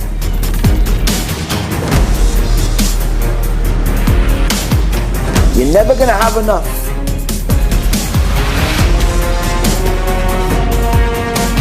The Soper clan, when it gets a hold of something, it does not let go. Time for us to rectify what we have done. Normal numbers should be somewhere around 20 million or higher.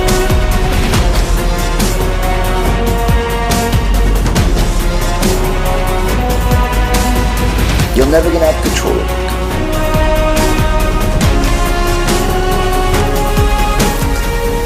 If you start it,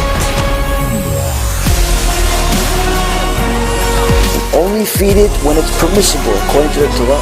Pornography is as addictive as crack cocaine.